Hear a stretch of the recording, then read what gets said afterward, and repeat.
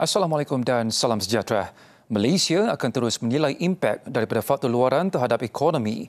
Perdana Menteri Datuk Seri Anwar Ibrahim berkata, kerajaan sentiasa peka mengenai risiko geopolitik dan faktor antarabangsa lain yang boleh mempengaruhi ekonomi Malaysia. Right now we are on track, but we are also mindful of the geopolitical and also international impact, and we will then try and assess from time to time. Datuk Seri Anwar mengulas mengenai sama ada faktor luaran termasuk gempa bumi di Jepun dan perang Rusia-Ukraine akan memberi impak kepada ekonomi Malaysia.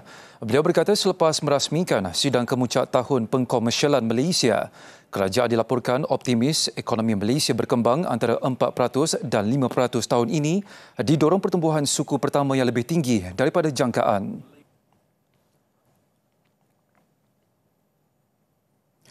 Sektor pembinaan melonjak 20.2% dengan nilai kerja mencecah hampir 39 bilion pada suku kedua tahun ini.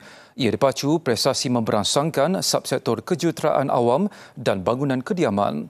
Kedua-dua subsektor itu mencatatkan peningkatan 2 digit yang tinggi.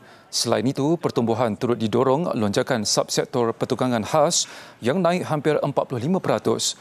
Subsektor bangunan bukan kediaman turut meningkat 7.2%. Sektor swasta kekal sebagai pemacu utama menyumbang 23.6 bilion ringgit atau 60.8% daripada nilai keseluruhan. Hampir 59% daripada nilai kerja tertumpu di Selangor, Johor, Sarawak dan wilayah Persekutuan Kuala Lumpur dan Putrajaya.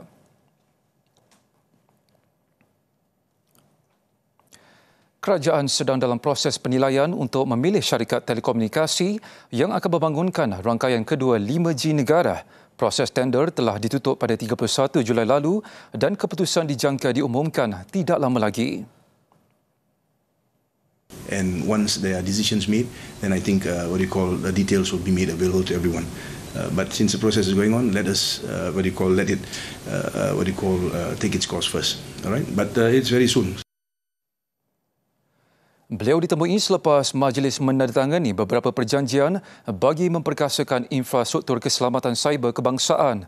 Dilaporkan 3 syarikat telco iaitu Celcom Digi, Maxis dan U-Mobile menyatakan minat untuk menerajui pembangunan rangkaian 5G kedua.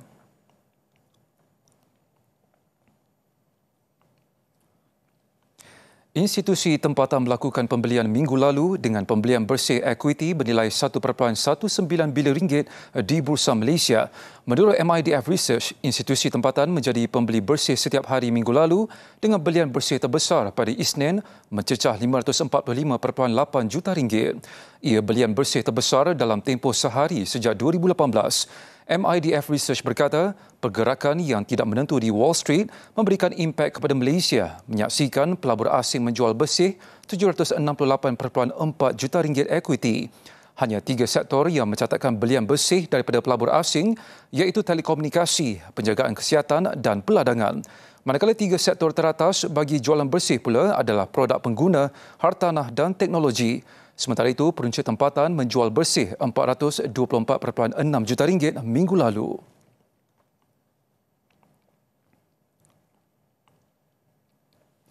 Bursa Malaysia ditutup kukuh hari ini meskipun pasaran ekuiti serantau mencatatkan prestasi yang bercampur-campur. Pada jam 5 petang, FBM KLCI menokok 10.61 mata kepada 1,606.66. Kaunter untung mengatasi rugi pada 646 berbanding 406, manakala 522 kaunter diniagakan tidak berubah. Menurut Bank Muamalat, kebimbangan terhadap status dagangan yen berkurangan. Baik, sekian laporan Detik Naga. Salam hormat dan Assalamualaikum.